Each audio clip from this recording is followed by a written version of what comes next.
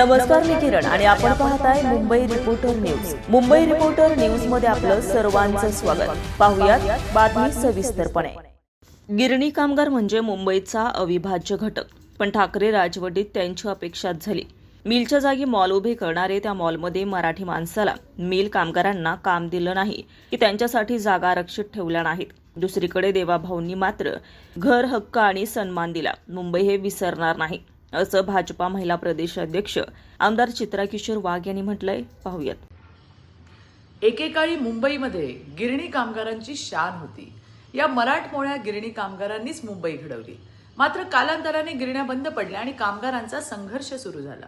दशकं गेली, पिढ्या गेल्या, न्यायाची वाट बघत संपल्या. 25 वर्ष मुंबई महानगरपालिकेवर सत्ता असून सुद्धा ठाकरेंनी फक्त न्याय देऊ, मुंबईत घर देऊ अशी आश्वासनं दिली. आता कोहिनूर मिलचं उदाहरण घ्या ना. आज तिथे भला मोठा मॉल, बिझनेस पार्क उभा आहे.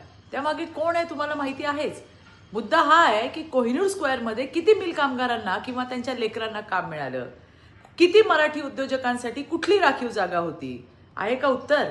उत्तर नाही असं आहे.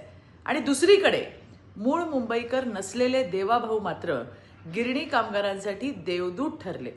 गिरणी कामगारांच्या फाईल्स हलवल्या, रखडलेले प्रकल्प प्रोजेक्ट मोडमध्ये आणले.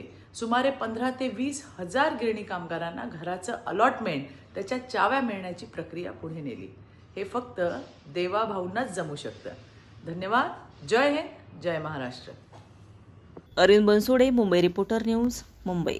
ताज्या घडामोडींसाठी आणि ताज्या बातम्यांसाठी आजच आमच्या मुंबई रिपोर्टर न्यूज चॅनलला लाईक करा, सबस्क्राईब करा आणि बेल आयकॉन प्रेस करा आणि पाहत रहा मुंबई रिपोर्टर न्यूज.